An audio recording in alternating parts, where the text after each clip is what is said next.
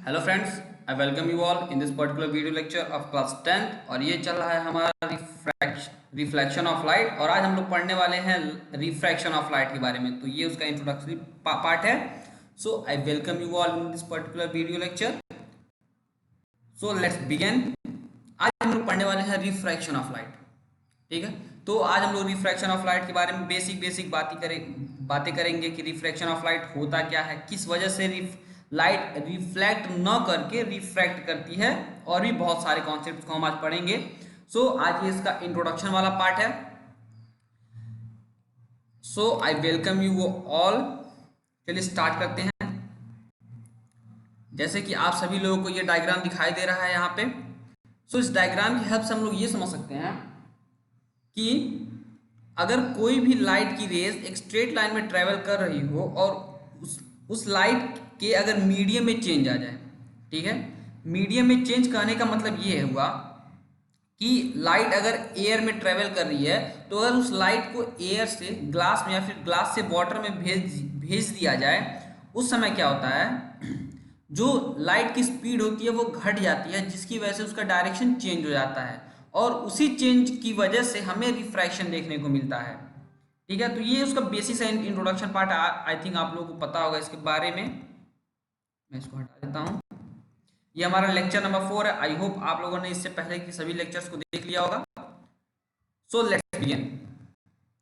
जैसे कि आप लोगों को दिखाई दे रहा है यहाँ पे, ये ग्लास का ब्लॉक है और यहाँ पे एयर है। ठीक है, जो ये वाली लाइन है,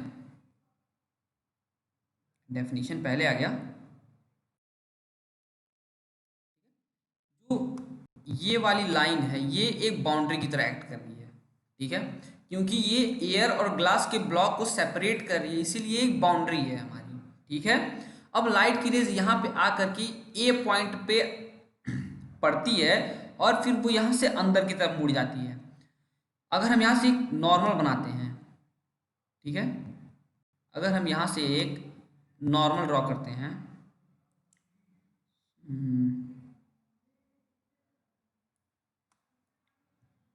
अगर यहाँ पे एक नॉर्मल ड्रॉ किया जाए, भैया ड्रॉ हो जाओ, स्ट्रेट नहीं बनाया, सॉरी। ठीक है, अगर एक नॉर्मल ड्रॉ किया जाए तो आप लोग देख रहे हो कि जो लाइट की रेज है ये नॉर्मल की तरफ झुकी हुई है। ठीक है, ना कि नॉर्मल से दूर जा रही है, बल्कि ये नॉर्मल की तरफ झुकी हुई है। और जबकि ये वाली जो लाइट रे है ये नॉर्मल से दूर जा रही है।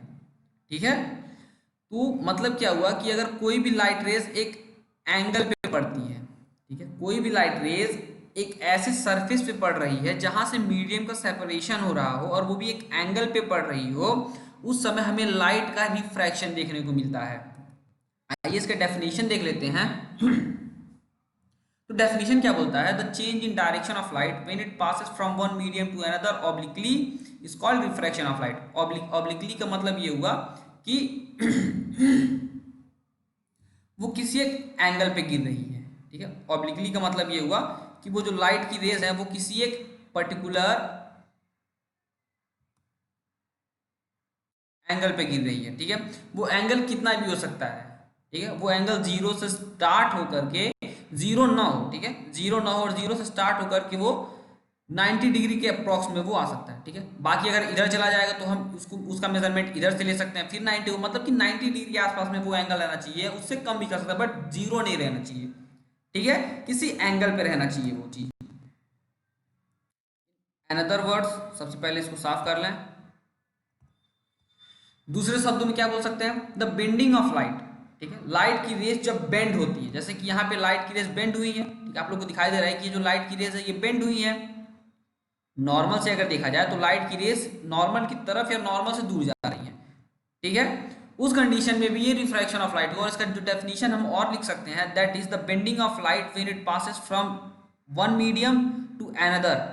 एक मीडियम से दूसरे मीडियम में जब ये लाइट रेज ट्रांसफर होंगी तो उसी को हम रिफ्रैक्शन ऑफ लाइट बोलेंगे। तो ये सिंपल सा डेफिनेशन हो गया। इसका एग्जाम में अगर पूछता है that what is refraction of light, तो अगर आप लोग इन दोनों डेफिनेशन में से कोई भी एक डेफिनेशन लिख दोगे तो वो डेफिनेशन बिल्कुल सही होगा, उसको सही माना जाएगा, उस पर आप लोग को फुल नंबर मिलने वाले हैं। चलिए आगे बढ़ते हैं। अब example in the figure, figure क्या है भैया हमारे पास, चलिए ये फिगर है the refraction of light takes place at the point O at the boundary of two media air and glass. अब हमारे जो बाउंड्री है पी क्यू, आप लोगों को पी क्यू लाइन दिखाई दे रहा है ना, ठीक है। जो ये लाइन पी क्यू है ये हमारे लिए एक बाउंड्री की तरह एक्ट कर रही है, ठीक है। ये जो लाइन है पी क्यू ये हमारे लिए एक बाउंड्री की तरह एक्ट कर रही है, ठीक है। क्योंकि यहाँ से एयर और ग्लास के बीच में सेपरेशन प्रोड्यूस हो गया। अगर ये बाउंड्री ना हो, वहाँ पे ग्लास ना प्रेजेंट हो, तो वहाँ पे कोई सेपरेशन नहीं होगा। रिफ्रैक्शन ऑफ लाइट हमेशा वहीं पे होगा जहाँ पे मीडियम का चेंज होगा। तो यहाँ पे मीडियम का चेंज हो गया इसके बाद, और जैसे ही मीडियम का चेंज हुआ लाइट ने अपनी डायरेक्शन को चेंज कर लिया। बात समझ में आ गई? लाइट ने अपने डायरेक्शन को चेंज कर लिया। अब जो नॉर्मल और इंसिडेंट रे के बीच का जो एंगल बनता है उसको एंगल ऑफ इंसिडेंस कहा जाता है, आप सभी लोगों को पता है। और जो रिफ्रैक्टेड रे और नॉर्मल के बीच का एंगल बनता है उसको एंगल ऑफ रिफ्रैक्शन कहा जाता है। बात समझ में आ गई? अब यहाँ पे एक नोट डाउन करने वाली बात यह है, दैट इज द रिफ्रैक्शन और बेंडिंग, ठीक है। रिफ्रैक्शन की एक तरफ से बेंडिंग भी कहा जा सकता है क्योंकि लाइट बेंड हो रही है वहां पे। Of light takes place at the boundary between the two media. ये ऐसा नहीं होगा कि अगर हमारी ये बाउंड्री है और यहाँ पे लाइट रेज आ रही है तो ऐसा नहीं होगा कि लाइट रेज कुछ आगे आकर के यहाँ से डेविएट होंगी, नहीं। लाइट रेज बिल्कुल उसके बाउंड्री पे आ करके उसमें डेविएशन प्रोड्यूस होगा। बात समझ में आई? उसमें जो भी बेंडिंग होगी एकदम बाउंड्री पे आकर के होगी, ना कि बाउंड्री से लाइट रेज थोड़ी आगे चल के आए फिर वहां से रिफ्रैक्शन हुआ, ऐसा नहीं होगा। रिफ्रैक्शन हमेशा बाउंड्री से होता है, जहां से मीडियम सेपरेट हुआ वहां से रिफ्रैक्शन चालू हो जाता है, ठीक है। तो ये दो छोटे छोटे पॉइंट्स हैं, आप लोग इसको नोट डाउन कर लीजिए।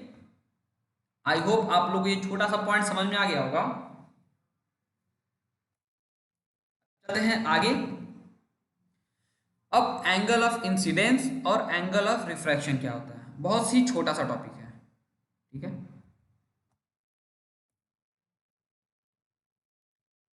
मैंने पहले ही बता दिया था आपको, जो नॉर्मल और इंसिडेंट रे के बीच का एंगल बनेगा उसको एंगल ऑफ इंसिडेंस कहेंगे, और जो नॉर्मल और रिफ्रैक्टेड रे के बीच का एंगल बनेगा उसको एंगल ऑफ रिफ्रैक्शन कहेंगे। बात समझ में आ गई? Definition, the angle between incident ray and normal at the point of incidence, ठीक है। हम कहाँ की बात करेंगे? हम उस पॉइंट ऑफ इंसिडेंस की बात करेंगे और कहीं नहीं, हमको उस पॉइंट ऑफ इंसिडेंस को ही देखना है। बात समझ में आ गई? हमको उस पॉइंट ऑफ इंसिडेंस को देखना है जहां पे वो लाइट की रेज आकर के रिफ्रैक्ट हो रही है, ठीक है। और उसी एंगल को एंगल ऑफ इंसिडेंस बोलेंगे, और वो एंगल जो रिफ्रैक्टेड रे और नॉर्मल के बीच बन रहा है उसको एंगल ऑफ रिफ्रैक्शन बोलेंगे। बात समझ में आ गई? एंगल ऑफ रिफ्रैक्शन और एंगल ऑफ इंसिडेंस क्या होता है? In the refraction of light, the angle of refraction is usually not equal to the angle of incidence, ठीक है। ये जो लाइट की रेज है, ये जो एंगल बन रहा है एंगल आई और एंगल आर, ठीक है, यूजुअली, ठीक है। सिर्फ एक कंडीशन है ऐसा होगा जिसमें जो एंगल आई होगा वो एंगल आर के बराबर हो जाए, ठीक है। वरना बाकी कंडीशन में, हर कंडीशन में ये जो एंगल होगा ये चाहे छोटा होगा या फिर बड़ा होगा, ठीक है। ये एंगल आई होगा या फिर ये एंगल आर से बड़ा होगा, या फिर ये एंगल आर से क्या होगा, छोटा होगा या बड़ा होगा। बात समझ में आ गई? एंगल आई बड़ा होगा या फिर एंगल आई छोटा होगा, फिर एंगल आर बड़ा होगा और एंगल आर छोटा होगा। तो सिर्फ एक कंडीशन ऐसा होता है जिसमें एंगल आई और एंगल आर एक दूसरे के बराबर होते हैं, वो कब? जब लाइट की रेज बिल्कुल नॉर्मल के अलॉन्ग गिरती हैं, ठीक है। जब लाइट की रेज बिल्कुल नॉर्मल के अलॉन्ग गिरेंगी उस कंडीशन में जो एंगल आई होगा वो बिल्कुल एंगल आर के बराबर होगा। बात समझ में आ गई? चलिए चलते हैं आगे, देखते हैं आगे क्या है। कॉजेज ऑफ रिफ्रैक्शन, आखिर रिफ्रैक्शन होता क्यों है, ठीक है, वो देखेंगे हम लोग। तो आप सभी लोगों को पता है कि जैसे ही मीडियम का चेंज होगा, ठीक है, वहां पर रिफ्रैक्शन होना लाजमी है। तो वही आएगा, the refraction of light is due to the change in speed of light on going from one medium to another. इस बात को खास ध्यान रखिएगा, स्पीड ऑफ लाइट, जो लाइट की स्पीड है वो हर मीडियम में अलग अलग होती है। एयर में इसकी स्पीड कुछ और होगी, ग्लास में इसकी स्पीड कुछ और होगी, वाटर में इसकी स्पीड कुछ और होगी, और किसी मीडियम में इसकी स्पीड कुछ और होगी, ठीक है। तो सिर्फ ध्यान इस बात पे रखेंगे कि जैसे ही मीडियम चेंज होगा लाइट की स्पीड चेंज होगी, और जिसकी वजह से वो एक पर्टिकुलर एंगल से डेविएट हो जाएगा। बात समझ में आ गई?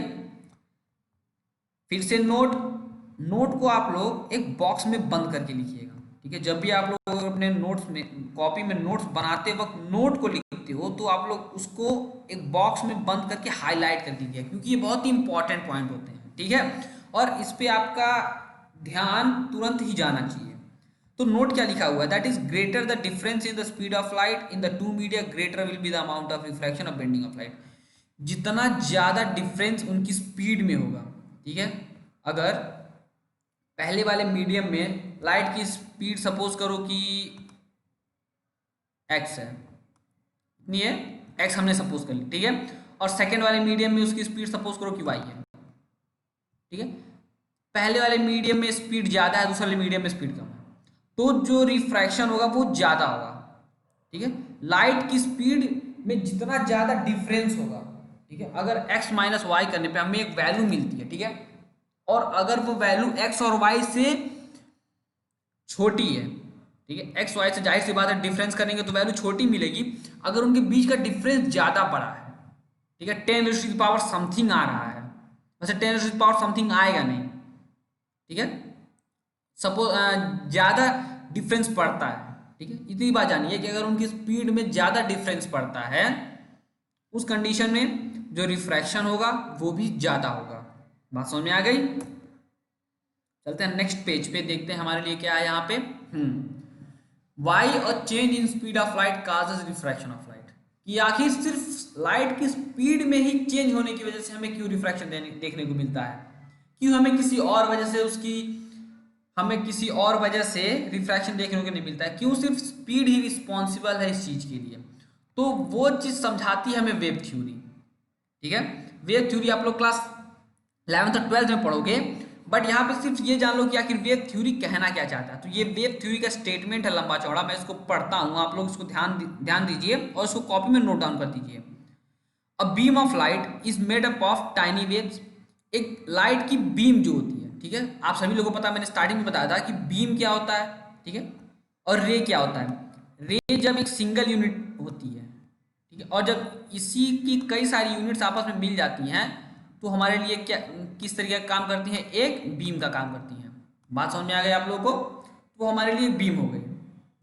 So when a beam of light consisting of light waves and travelling in a certain medium falls obliquely, मतलब कि एक एंगल पे on the boundary of another medium, then one part of the light wave enter into the other medium first and then its speed changes first, but the rest of the waves enter the other medium a little later and hence its speed changes a little later, ठीक है। बात समझ में आ गई आप लोगों को? मैं इसको आप लोगों को समझाने की कोशिश करता हूँ।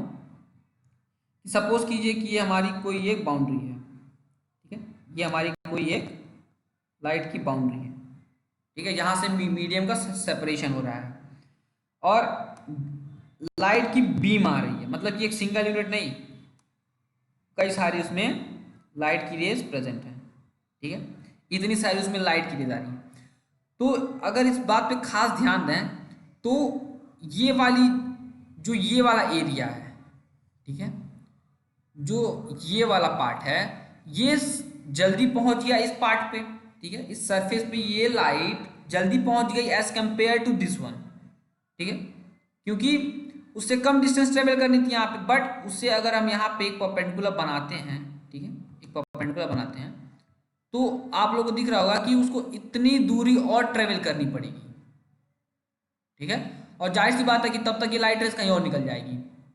तो जो लाइट रेस सबसे पहले पड़ती है, ठीक है, तो उसमें सबसे पहले डायरेक्शन का चेंज आता है, ठीक है, वो सबसे पहले अपना जो डायरेक्शन होगा वो बदलेगी, उसमें जो भी रिफ्रैक्शन होगा वो सबसे पहले होगा, और इस वाले कंडीशन में रिफ्रैक्शन थोड़ी देर बाद होगा। इतनी बात समझ में आ गई आप लोगों को कि रिफ्रैक्शन किस में पहले होगा और रिफ्रैक्शन किस में बाद में होगा। First but the rest of the wave enter the other medium a little later and hence speed changes a little later। तो इसी वजह से जो लाइट की स्पीड है वो एक रिस्पॉन्सिबल फैक्ट माना जाता है कि लाइट की स्पीड की वजह से ही हमें रिफ्रैक्शन देखने को मिलता है। और वेव थ्योरी ये बताती है कि एक मीडियम में, ठीक है, एक बाउंड्री पे जब लाइट की वेव्स पड़ती हैं, ठीक है, तो जो सबसे पहली वाला पार्ट होता है, जो सबसे पहला पार्ट होता है, जो कि सबसे पहले मीडियम को टच कर देता है, उसमें रिफ्रैक्शन पहले होता है और उसकी स्पीड में चेंज पहले आता है, और जो लाइट की रेज, जो लाइट की वेव्स बाद में मीडियम को टच करती हैं, उनमें जो लाइट की स्पीड में चेंज होती है वो थोड़ी देर बाद आता है। इसी वजह से हमें रिफ्रैक्शन देखने को मिलता है और उसके एंगल में थोड़ा सा चेंज देखने को मिलता है। And the fact that the speed of light wave on one side of a beam of light changes a little before the change in the speed of light waves on its other side causes a change in the direction of light। और इसी की वजह से हमें light के direction में change देखने को मिलता है। यहाँ पे बिल्कुल क्लियर हो जाएगा ये चीज, एग्जाम्पल से समझेंगे तो हमें बात बिल्कुल क्लियर होगा। जैसे कि ये देखिए, लाइट की बीम सही है, ठीक है, ये बीम ऑफ लाइट है हमारे लिए, जो कि लाइट वेव्स होती हैं, सभी को पता है, ये बात सभी को पता है ना, ठीक है। अब ये जो बीम ऑफ लाइट है ये फॉल कर रही है, ठीक है, और ये जो हॉरिजॉन्टल लाइन यहाँ पे ड्रॉ की गई है, ठीक है, ये हमारे लिए लाइट वेव्स हैं, ठीक है, और ये पूरी की पूरी बीम ऑफ लाइट है। तो ए पॉइंट पे light wave on this side of the beam of light reaches the glass first, enter the glass first and slow down first. सबसे पहले पहुंची, इसीलिए इसकी स्पीड में सबसे पहले कमी आएगी, ठीक है, जो लाइट की स्पीड होगी यहाँ पे सबसे पहले कमी होगी। और बी वाले पॉइंट पे light be on this side of the beam of light reaches the glass a little letter, enter the glass a little letter, slow down a little letter. इसी वजह से ये लाइट की वेव्स थोड़ी देर बाद आई, इसीलिए इनकी स्पीड में जो चेंज होगा वो थोड़ी देर बाद आएगा। अब ये वेव चलते चलते कहाँ पे पहुंच गए, सी और डी पॉइंट पे। अब सी पॉइंट पे क्या हुआ, यहाँ पे लाइट की वेव सबसे पहले आएगा, इसीलिए यहाँ पे स्पीड सबसे पहले चेंज होगा और रिफ्रैक्शन सबसे पहले होगा। और इस कंडीशन में क्या हुआ, light wave on this side of the beam of light comes out of the glass a little letter and hence speed of light changes little letter. बात समझ में आ गई। एक बात और देखिए, स्पीड ऑफ लाइट चेंज हुआ है वो हमें कैसे पता चला है। यहाँ पे जो लाइट वेव्स के बीच में गैपिंग है वो कुछ ज्यादा है, बट यहाँ पे लाइट वेव कंप्रेस हो चुकी है। तो इससे हमें ये पता चलता है कि जो ग्लास हुआ एयर को छोड़कर कि बाकी जितने भी मीडियम होंगे वो डेंसर होंगे, ठीक है, एयर के कंपैरिजन में सारे के सारे मीडियम डेंसर ही होंगे, ठीक है। एयर और वैक्यूम को छोड़ के बाकी जितने भी मीडियम को हम लेंगे वो सभी के सभी उन दोनों से डेंसर होंगे। अब ये डेंसर क्या होता है, रेयरर क्या होता है, तो इसके बारे में हम आगे बात करेंगे। लेकिन सबसे पहले light wave travels faster in air but slower in glass. पता है क्यों, क्योंकि ग्लास जो होता है वो डेंसर मीडियम होता है, और डेंसर मीडियम में जो लाइट की स्पीड होती है वो स्लो होती है। फिर क्या दिया, since the speed of the left side of the beam of light is reduced a little before its right side, therefore the direction of the light changes और bending of light occurs on entering the glass slab. ये बात भी हमें पता है, हमने सीख ली। Since the speed of light on left side of the beam of light increases a little before its right side, therefore the direction of light changes or bending of light occurs on coming out of the glass slab into the air। बात समझ में आ गई। पहले condition में हमने यहाँ देखा कि जो लाइट की वेव्स हैं वो आई, सबसे पहले ए पॉइंट पे पड़ी, इसीलिए इसकी स्पीड में चेंज सबसे पहले आया, फिर वो बी पॉइंट पे पड़ी, स्पीड थोड़ी देर बाद चेंज हुआ। फिर जब वो इस मीडियम में एंटर करने के बाद यहाँ पे फिर से एक मीडियम का सेपरेशन आया, यहाँ पे लाइट वेव सबसे पहले पड़ी और यहाँ पे लाइट वेव कुछ देर बाद, इसीलिए यहाँ पे लाइट की स्पीड थोड़ी देर बाद चेंज हुई और यहाँ पे सबसे पहले चेंज हुई। इतनी बात समझ में आ गई आप लोगों को। आई होप ये पूरा टॉपिक क्लियर हो गया हो कि आखिर स्पीड की वजह से ही क्यों रिफ्रैक्शन होता है। बात समझ में आ गई। इतना आप लोग नोट डाउन कर लीजिए अपनी कॉपी में, वीडियो को पॉज कीजिए, इसको नोट डाउन कीजिए, तब आगे बढ़ते हैं। आगे बढ़े, चलिए नेक्स्ट पन्ने पे हमारे लिए क्या भैया, optically rare medium, optically denser medium. A medium in which the speed of light is more is known as optically rare medium. ये बात मैंने आप लोगों को बता दी है, इसको नोट डाउन कर लीजिए। A medium in which the speed of light is less is known as optically denser medium. बात समझ में आ गई। एग्जाम्पल के तौर पे, glass is an optically denser medium than air and water. Water is optically denser medium than air, but it is optically rarer than glass। ठीक है, बात समझ में आ गई। चलिए, two rules which gives the direction of bending of light when it goes from one medium to another। सिर्फ 2 rule हमें याद रखने हैं कि क्यों बेंडिंग ऑफ लाइट होती है जब हम एक मीडियम से दूसरे मीडियम में जाते हैं। सबसे पहला rule, rule number 1, point number 1 note down कीजिए, आप लोग स्क्रीन पे आ चुका है ये। When a ray of light goes from a rarer medium to denser medium, it bends towards the normal. बात याद रखिएगा, अगर कोई भी लाइट की रेज रेरर मीडियम से डेंसर मीडियम में जा रही है तो जो डायरेक्शन में चेंज होगा वो टुवर्ड्स द नॉर्मल होगा। जैसे कि यहाँ पे पिछले वाले पॉइंट पे मैं बता देता हूँ आप लोगों को, पीछे आ जा, पीछे आ जा, पीछे पीछे कहाँ गया भैया, देखिए एयर हमारा एक रेरर मीडियम है, ग्लास हमारा एक डेंसर मीडियम है, तो ये जो लाइट की रिफ्रैक्शन हुई है यहाँ पे ये टुवर्ड्स द नॉर्मल हुई है, बात समझ में आ गई। और यहाँ पे अवे फ्रॉम द नॉर्मल हुई है, क्यों? क्योंकि ये डेंसर से रेरर में जा रहा है, तो इस बात का आप लोग खास ध्यान रखेंगे। आजा आजा आजा, पहला पॉइंट समझ में आएगा। दूसरा पॉइंट क्या बोलता है भैया, when a ray of light goes from a denser medium to a rarer medium it bends away from the normal. इन दोनों पॉइंट्स का आप लोग खासा ध्यान रखेंगे जब भी हम रे डायग्राम बनाएंगे, बात समझ में आ गई। चलिए आगे बढ़ते हैं, जल्दी जल्दी खत्म करते हैं। इंट्रोडक्शन वाला पार्ट है तो कितना कुछ पढ़ना है हम लोग को। Case 1, refraction of light when it goes from a rarer medium to a denser medium. Diagram हमारे सामने है, हमें पता है कि रेरर मीडियम से डेंसर मीडियम में जाएंगे तो लाइट की रेज नॉर्मल के तरफ झुकेंगी, ठीक है। बस इतना याद रखना यार कि रेयरर से डेंसर जाते वक्त नॉर्मल के तरफ हमें लाइट को मोड़ना है, ठीक है, नॉर्मल के तरफ लाइट को मोड़ना है, ठीक है। When a light rays goes from air into glass it bends towards the normal. When a light rays goes from air into water it bends towards the normal. बस इतना ही बात है। Case number 2, refraction of light when it goes from a denser medium to a rarer medium.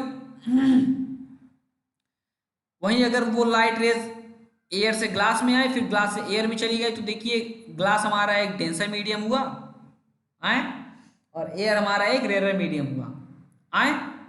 Normal light की incident ray आई, अब हमारे लिए incident ray हो गया, बात समझ में आएगा। इंसिडेंट रे आई निकल गई और ये जो एंगल हुआ आर आई से बड़ा हो गया, ठीक है। इसका मतलब रिफ्रैक्टेड रे अब नॉर्मल से दूर भाग रही है, ठीक है।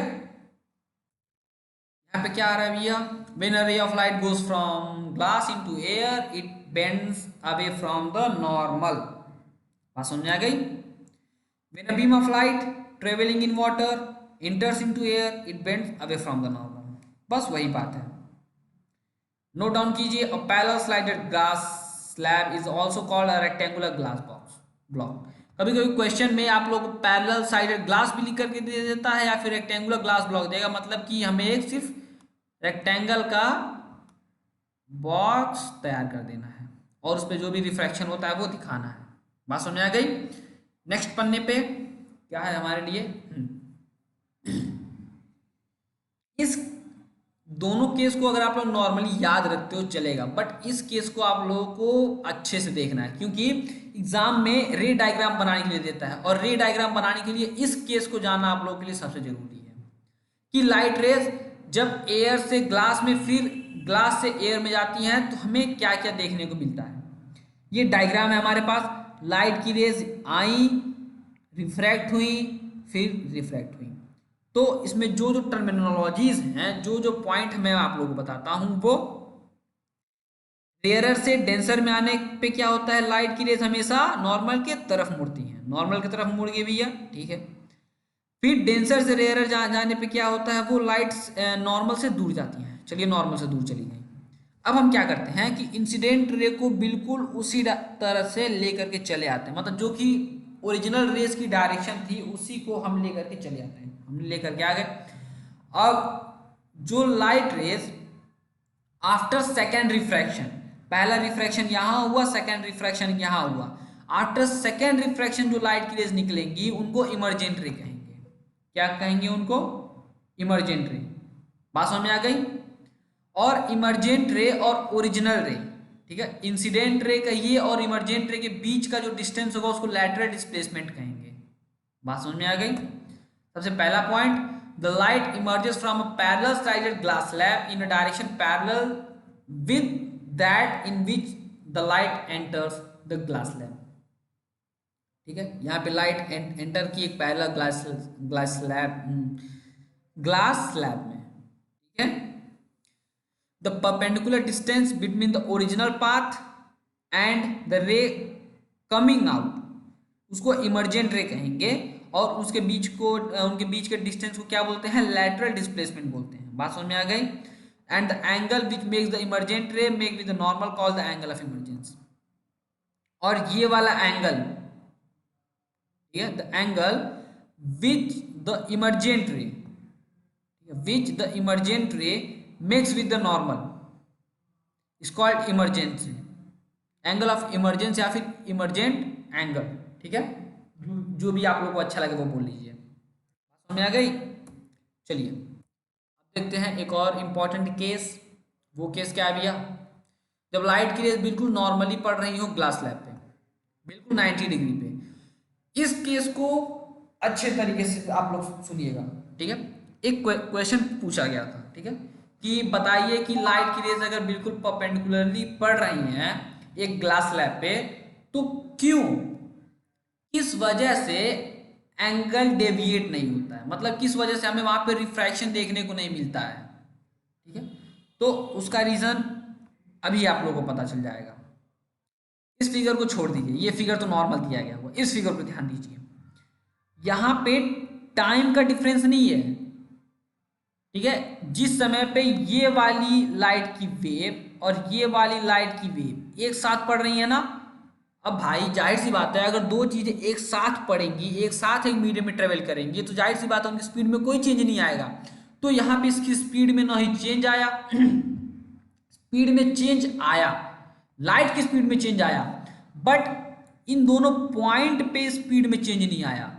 ठीक है, सपोज करो अगर वो एक्स स्पीड से अंदर घुसी थी, बाहर उसका स्पीड एक समान था एक्स, और यहाँ आने पे उसकी जो स्पीड हो गई वो हो गई वाई। ठीक है, यहाँ पे आने पे जो उसकी स्पीड हो गई वो हो गई वाई। ठीक है, तो इस पूरे मीडियम में जो स्पीड रहेगी वो वाई ही रहेगी। बात समझ में आ गई। इस पूरे मीडियम में जो इसकी स्पीड रहेगी वो वाई ही रहेगी। आप कहाँ से आ गए भैया, आप नीचे चलिए। बात समझ में आ गई। यहाँ पे अगर उसकी स्पीड x है तो यहाँ पे उसकी स्पीड y की y ही रहेगी, फिर यहाँ पे उसकी स्पीड नॉर्मल अपने ओरिजिनल पोजीशन में मतलब x में आ जाएगी। बात समझ में आ गई। If the incident ray falls normally और perpendicular to the surface of a glass slab, then there is no bending of ray of light and goes straight.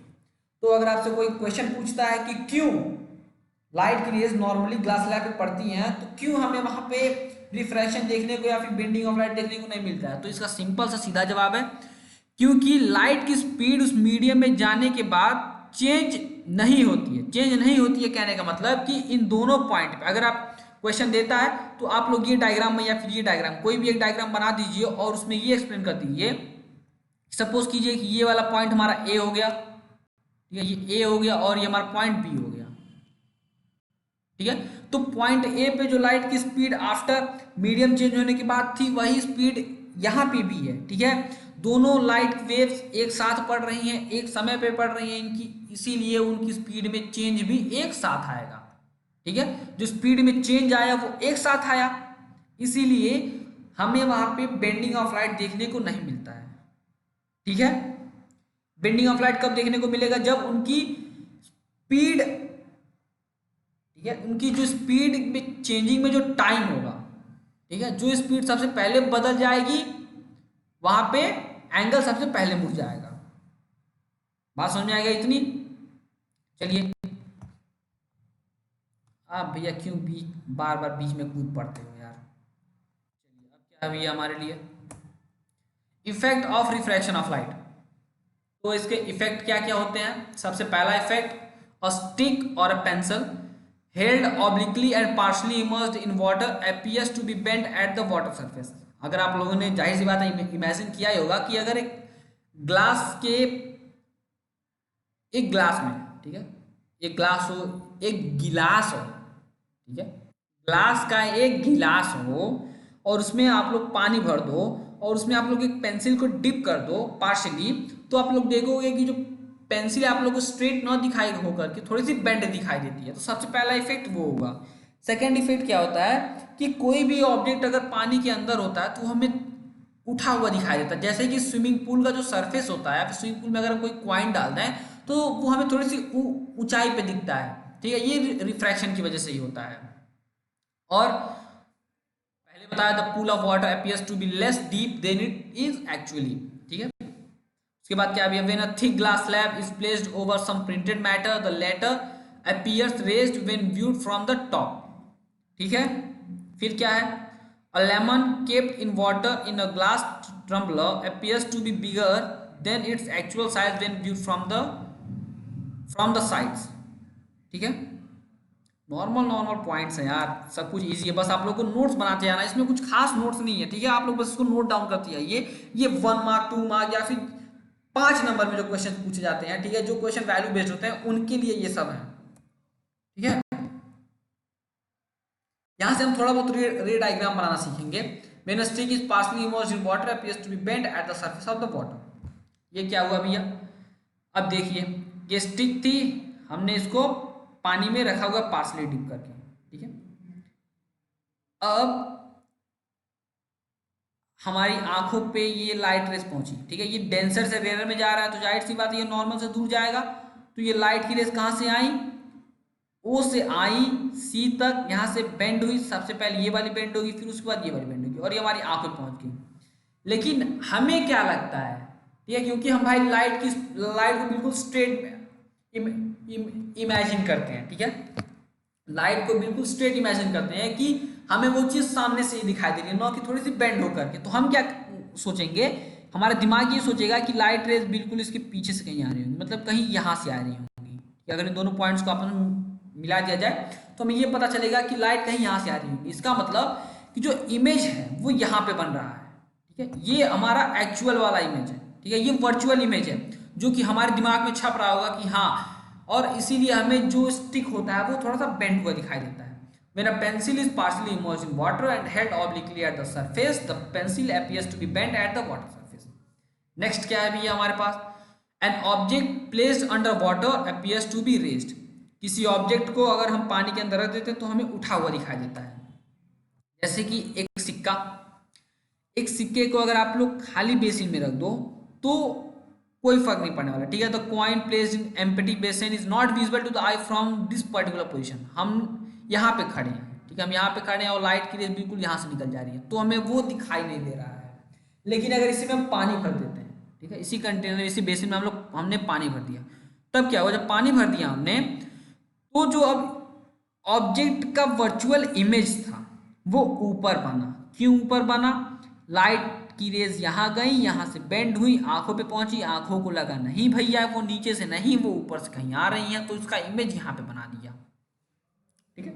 आंखें बहुत जल्दी धोखा खाती हैं भैया, इतना जान लो आप लोग, ठीक है, ये आंखों की गुस्ताखियां माफ हो, ठीक है।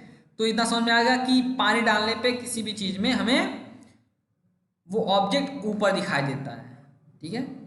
कई सारे मैजिशियंस भी इसका इस्तेमाल करते हैं, इसी ट्रिक का इस्तेमाल करते हैं। वो बोलेंगे कि क्या पतीले में एक पर्टिकुलर डिस्टेंस पे आपको खड़ा कर देंगे, बोलेंगे क्या पतीले में सिक्का है, जी नहीं, आपको दिखाई नहीं दिया, बट जैसे उन्होंने उसमें पानी डाला सिक्का आ गया, जादू, इट्स मैजिक। आंखों की गुस्ताखियां माफ। When the coin is underwater, then due to refraction of light, a virtual image of the coin is formed nearer to the water surface, and since the virtual image of the coin which we see is nearer to the water surface, so the coin appears to be raised on adding water in the basin. इतनी बात समझ में आ गई आप लोगों को। चलिए नेक्स्ट पॉइंट क्या बोलता है भैया, a pool of water appears to be less deep than it is actually. क्यों, सरफेस ये है, लाइट की रेज यहां से निकली, डेंसर से rarer, away from the normal, मुड़ गई, हमने पीछे इसको एक्सटेंड किया तो इस पॉइंट पे मिला हमें। तो इससे हमें क्या मिला कि जो बेस था वो थोड़ी ऊंचाई पे मौजूद है। अब ये समझ के कई लोग कूद जाते हैं कि चलिए भैया हाइट कम है, पानी में जाने के बाद पता चला उन्हें तैरना भी नहीं आता और वो डूब रहे हैं। थोड़ी सी बुद्धि का इस्तेमाल करो यार, फिजिक्स के स्टूडेंट हो, साइंस के स्टूडेंट हो आप लोग, तो इतना तो नॉलेज होना चाहिए कि भैया पूल गहरा है कि क्या है। तो जो एक्चुअल डेप्थ होती है उसको रियल डेप्थ कहा जाता है, और जो हमें दिखाई देता है, जो डेप्थ हमें दिखाई देती है उसको अपरेंट डेप्थ कहा जाता है। इन सभी चीजों को हम लोग इस्तेमाल करेंगे क्वेश्चन सॉल्व करने के टाइम। तो स्टेटमेंट क्या लिखेंगे आप लोग इस डायग्राम को बनाने के बाद, when we look into a pool of water we do not see the actual bottom of the pool, we see a virtual image of the bottom of the pool which is formed by the refraction of light coming from the pool water into the air. इसके बाद आप लोग ध्यान रखेंगे, कभी मैं पुल में jump करते हुए इस बात का खासा ध्यान रखिएगा कि रियल डेप्थ कितनी है और अपरेंट डेप्थ कितनी है, उसके बाद ही पुल में कूदिएगा अगर आपको तैरना नहीं आता है तो, ठीक है। और ये आखिरी वाला पॉइंट होगा हमारे ख्याल से, the writing appears to be higher in the glass. हमने कुछ लिखा हुआ था और उसके ऊपर हमने ग्लास रख दिया, ठीक है। तो अब ऐसा लग रहा है कि वो चीज उठी हुई दिखाई दे रही है, हमें लिखा भी वही है, the writing appears to be higher in this glass. तो यही रिफ्रैक्शन का मजा होता है। अब क्या भैया, thank you all for watching this video. अगर आप लोगों को वीडियो पसंद आता है तो please please please please please please video को लाइक जरूर कीजिएगा और चैनल को सब्सक्राइब करना मत भूलिएगा। इसके बाद हमारा जो पार्ट आने वाला है वो लॉज ऑफ रिफ्रैक्शन पे होगा, ठीक है। तो उसमें हम लॉज ऑफ रिफ्रैक्शन पढ़ेंगे, उनके बेसिस पे बढ़िया बढ़िया खूबसूरत खूबसूरत सवाल करेंगे जो कि आपके बोर्ड्स में पूछे गए हैं, कई सारे कॉम्पिटेटिव एग्जाम्स में भी वो सवाल आए हुए हैं। तो उस टाइप के हम कई सारे क्वेश्चंस को सॉल्व भी करेंगे। तब तक के लिए see you, good bye, and keep studying and keep watching PVC knowledge. So here I sign off. मेरा नाम पता ही है ना आप लोगों को, myself Abhishek Maurya. So goodbye, see you all and don't forget to subscribe to the channel. Bye bye.